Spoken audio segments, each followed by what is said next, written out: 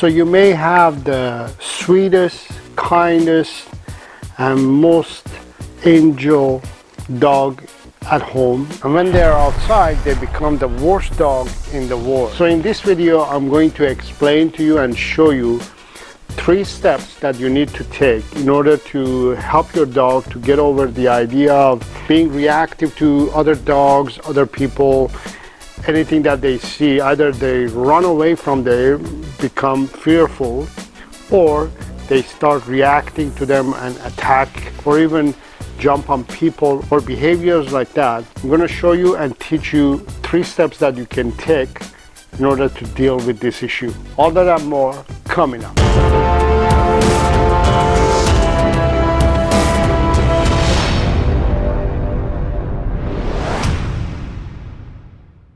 Hello dog lover, my name is Saro. I'm a dog trainer, also coach dog owners. If this is your first time, welcome. And if you want to become an educated dog lover and have a healthy and happy, well-behaved dog, consider subscribing to my channel.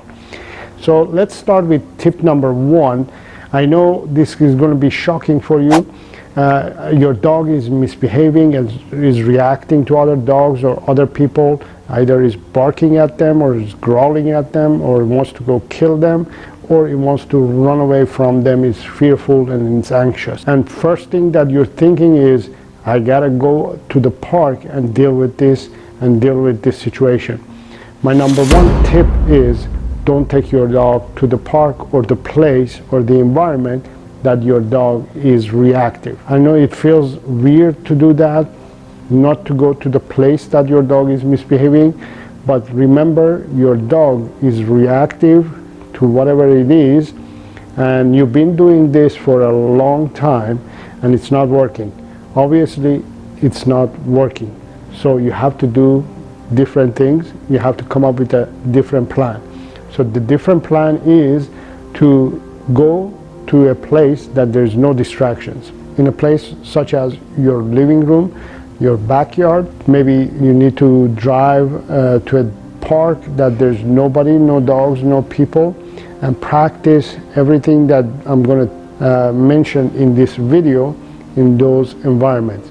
So train and teach your dog in an environment that is calm, relaxed, and there's no distractions, so your dog can focus on the lesson, focus on the training, focus on you. Tip number 2, start or restart training or retraining your dog the basic obedience. This is a good point of start to restarting to train your dog, because we want to make sure that you have a clear communication with your dog. Your dog can listen to you and pay attention to you and get cues from you with the basic information that your dog needs and or has, which is basic obedience. So focus on training your dog and getting results almost to the 100% level. So what I mean is, you want to ask your dog to sit, and you want your dog to sit right away. You want your dog to stay as long as you're asking it to stay. You're asking your dog to come, and it comes 100%. You're asking your dog to heal with you, and it heals 100%. Everything has to be 100%. So you have to make sure that all the basic, at least basic obedience level is 100% inside of your home, in your backyard, in the hallway, in your building, in the park that you go where there is no distractions. You want to get 100% results. So here's what I mean by having good basic obedience command set with your dog. So let's say I want to test this. This is an indoor environment. There's a little bit of distraction, not much. It's not outdoors, so therefore we can get better results here. We can implement and inform our dog better. So Wallace, sit. So I get 90% result. He sat right away. It wasn't perfect sit. It wasn't 100%, but it was good. So let's say if I ask him to stay. Wallace, stay. Will we get 100%, whatever we need to? There, we didn't get 100%, so he moved. So that means he still doesn't know what 100% of stay is. So Wallace, sit, stay, let's try recall or come, okay? I'm gonna try that. Wallace, come. We're not getting 100% come, we're getting maybe 50%, right? All right, so this is what I mean. You gotta try and test, see where your dog's level is. If it's not 100%, if we can get 100% results indoors in an environment that there's no or little distractions, if we can get those good results 100%, then how are we supposed to get 100% results outdoor where our dog is bombarded with distractions, with other dogs, with other people, with emotions, with all kinds of things happening outdoors? How are we supposed to get results from our dog? So your expectations shouldn't be that your dog is going to learn or behave properly if it's outdoors. Test it indoors, see what you get. So what I mean is I want to get 100% of sit. So Wallace, sit. That was 99%. So that wasn't bad. Wallace, stay. Let's see if we're going to get 100% there. He's doing so far so good. I'm not saying anything. So I didn't get 100% stay. He stayed maybe for 10-20 seconds and he moved. So I have to improve the stay. So how do I improve stay? So Wallace, sit, stay. For instance, this is how I'm going to improve the stay.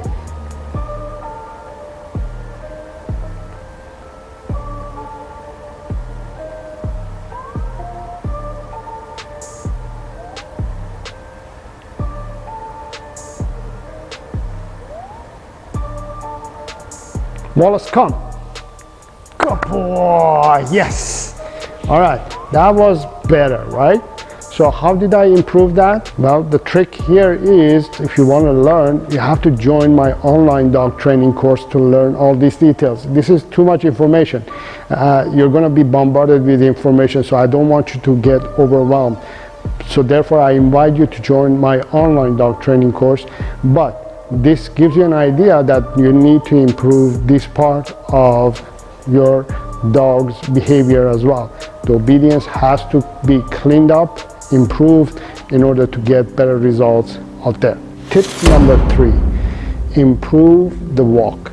What I mean is you have to improve your dog's walking etiquette, your dog's walking techniques.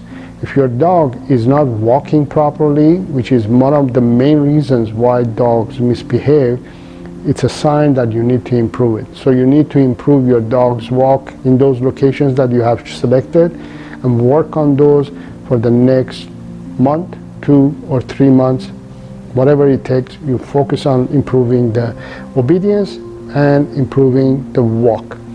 If you improve the walk, the obedience is going to improve. And if you improve the obedience, the walk is going to improve as well.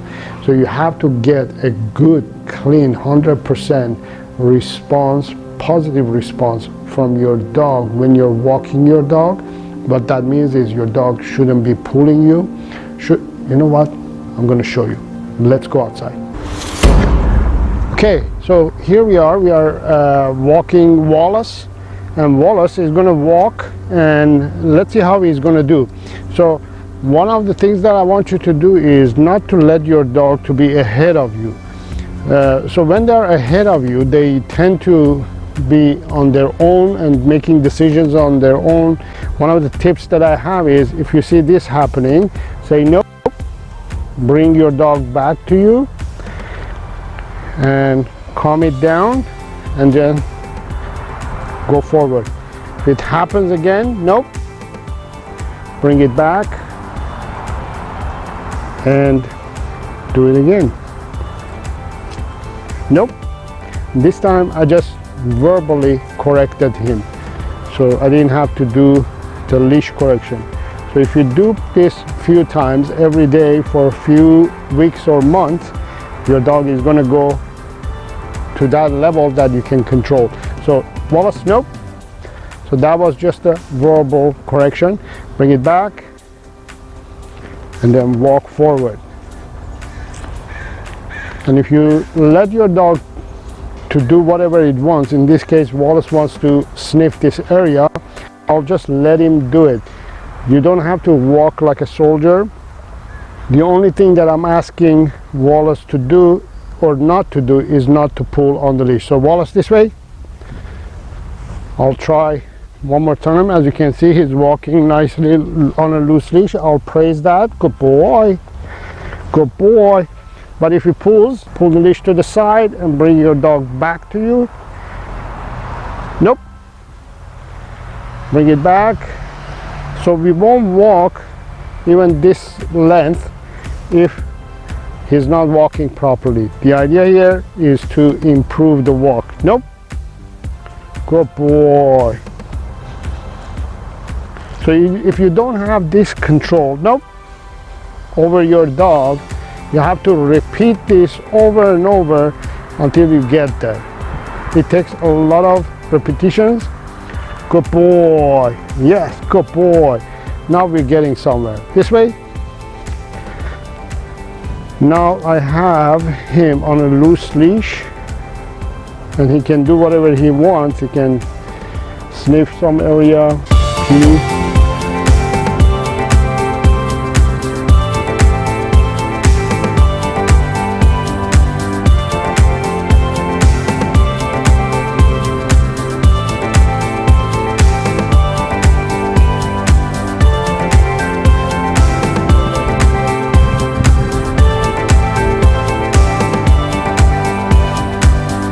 And you get a dog who's walking nicely on a loose leash with you without pulling.